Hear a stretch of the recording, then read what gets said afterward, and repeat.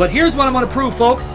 I'm going to use the Quran only to prove the spirit in the Quran is distinct from Allah, subordinate to Allah, a person that can appear in human form as a man, creates and gives life, and has the omni attributes of deity. So let me repeat what I'm going to prove right now.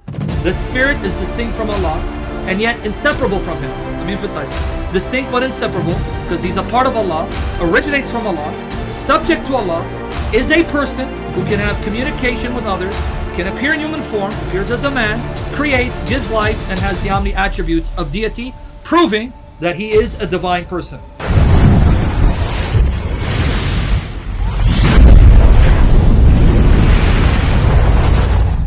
Let's talk about the spirit in Islam. Muslims will tell you that the spirit, the faithful spirit, the Holy Spirit, is Angel Gabriel, Jibreel alayhi salam. Here's my challenge to you Muslims. Now I want you to listen, Muslims, because now I'm going to invite your participation. Abdurrahman, Abu Bakr, every one of you. I want you to quote a single verse in the Quran where it says Gabriel is the spirit, the faithful spirit, the Holy Spirit. You won't find it. There's not a single verse in the entire Quran where the spirit of Allah, the faithful spirit, the Holy Spirit, is said to be Gabriel. I know you try to make an inference by taking two passages that do not make that point, as I'm about to demonstrate. But here's what I'm going to prove, folks. I'm going to use the Quran only to prove the spirit in the Quran is distinct from Allah, subordinate to Allah, a person that can appear in human form as a man, creates and gives life, and has the omni attributes of deity. So let me repeat what I'm going to prove right now. The spirit is distinct from Allah and yet inseparable from Him. Let me emphasize that. Distinct but inseparable, because He's a part of Allah, originates from Allah, subject to Allah, is a person who can have communication with others, can appear in human form, appears as a man, creates, gives life, and has the omni attributes of deity, proving that He is a divine person. What's my proof? Let's begin. You guys ready? David, you ready? Mm-hmm. Yeehaw, partner. All right, first line of evidence. Chapter 19, verses 16 and 21. Chapter 19, verses 16 and 21. And mentioned in the book, Maryam, Mary, when she withdrew from her people to an eastern place, and she took a veil apart from them. Then we sent unto her our spirit.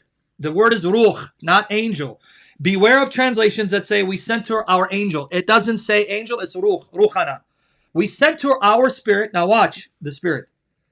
That present himself to her a man without fault. So here Allah sent the spirit. He appeared as a man, a perfect looking man, right? Unblemished, perfect physical shape.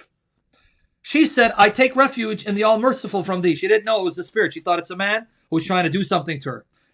If you fear God, I seek refuge with God from you. Now notice what he says. Muslims, listen. He said, I am but a messenger. I am a Rasul from your Lord, thy Lord, to give you a boy most pure. I'm just a messenger of your Lord. Don't be afraid, Mary.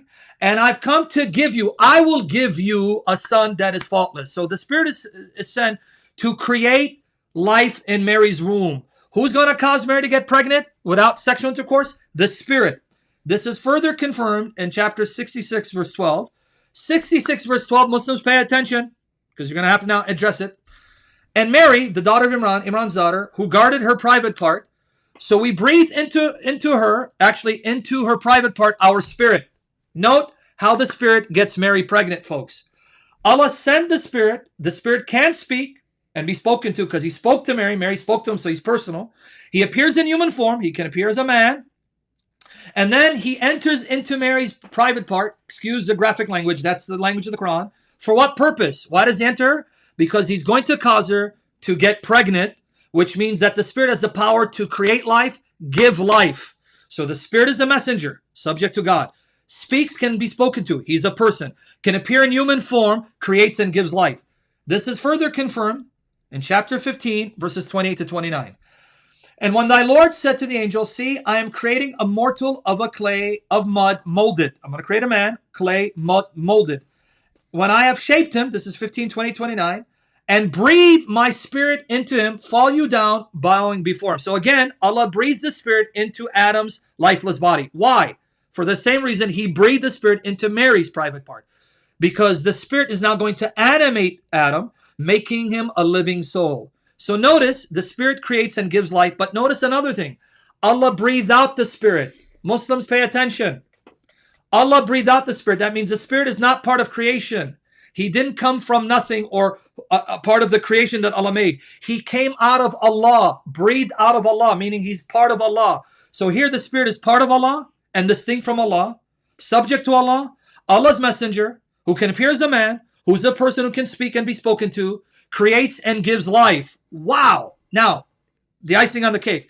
How do we know the Spirit is not an angel? Because the Quran distinguishes the Spirit from the angels. What do I mean? Chapter 16, verse 2 of the Quran. He sends down the angels with the Spirit of his command. Did you catch it? Two groups here. The angels come down with the Spirit. So the Spirit is distinguished from the angels. Angels one side, the Spirit on the other side. And they both come down by the command of Allah, with the command of Allah. He sends down the angels with the Spirit of his command. So they are commanded by Allah. Spirit comes down with the angels, with the command of Allah. If the Spirit is an angel, why is he being distinguished from the angels? Notice, the Spirit comes down with the angels. They're two separate groups. And Gabriel is an angel. So when the angels come down, that includes Gabriel, and yet the Spirit is distinguished from them, showing he's not the angel Gabriel. Further confirmed in chapter 70, verse 4. Chapter 70, verse 4 of the Quran. To him, the angels, here again inclusive, not some, the angels collectively, the angels and the Spirit. Chapter 70, verse 4. The angels and the Spirit ascend, mount up, in a day whereof the measure is 50,000 years. Now, chapter 78, verse 38. 78, verse 38. Upon the day when the Spirit and the angels, they're distinguished again. The angels as a class, collectively, and the Spirit distinct from them. The Spirit and the angels stand in ranks. They shall speak not, save him to whom all the merciful has given leave. So again, the Spirit is subject to Allah. 97, verse 4. 97, verse 4.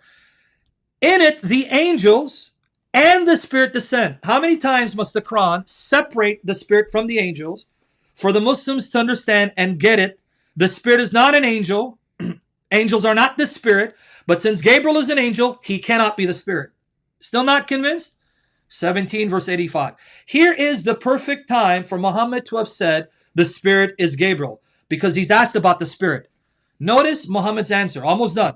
Chapter 17, verse 85. Almost done. They will question thee, Muhammad, concerning the Spirit. Ar-Ruh. It's not talking about the human spirit. It's talking about the Spirit that comes down with Allah's orders to create and give life. They will question thee concerning Ar-Ruh, the Spirit. Definite. Say, the Spirit is of the command of my Lord, meaning the Spirit comes down by my Lord at my Lord's command. My Lord commands the Spirit, showing the Spirit is subject to Muhammad's Lord. You have been given of knowledge nothing except a little. Wow. Notice what Muhammad didn't say. When they asked him who the Spirit is, he didn't say Gabriel. He says, all I know about the Spirit is my Lord commands him, sends him down by his command, and that's it. That's all we know, no more, no less. So Muhammad himself did not say the Spirit is Gabriel. Muhammad claims the Spirit is breathed out by Allah. So he comes out of Allah. So he's a part of Allah, not part of creation. The Spirit can't speak and appear as a man. So he's personal. And the Spirit creates and gives life. And he has the omni-attributes of God. So here's the final verse. Omni-attributes. Chapter 58, verse 22. Thou shalt not find, chapter 58, verse 22. Thou shalt not find any people who believe in Allah and the last day who are loving to anyone who opposes Allah and his messenger, even though they are their fathers or their sons or their brothers or their clan. Those he has written faith upon their hearts, and he has confirmed them, all of them, with the Spirit from himself, Ruhin Min. All true believers are strengthened collectively by the Spirit from himself. Now that word confirm, strengthen, ayat, is used three other times. Ayat is used three other times in reference to the Spirit. Write it down. Chapter 2, verse 87. Chapter 2, verse 253. 287. 253. Chapter 2, verse 253. Chapter 5, verse 110. It says Jesus was strengthened. Ayat, same verb, by the Holy Spirit. Identifying this Spirit with the Holy Spirit. So the Holy Spirit is the Spirit from Allah who strengthens and confirms all believers simultaneously. So powerful. This passage is so powerful that Yusuf Ali in his commentary, and I can read it later, he says that this passage shows this Spirit is divine. He's the divine Spirit, which we can no more adequately explain as we can the nature of Allah. So even Yusuf Ali says that this passage shows that this Spirit is divine, beyond comprehension. Why? Because for the Spirit to be able to strengthen all believers at the same time, He must be omnipresent, omniscient. He must know who the believers are, where they are, and omnipotent to strengthen them. So the Spirit of God, omniscient, omnipotent, omnipresent. Spirit of God creates and gives life. The Spirit is distinguished from all angels. Muhammad says, I only know little about his identity. He's breathed out from Allah, so he's part of Allah, and he's a person that can appear as a man, subject to Allah. What else do you need, Muslims?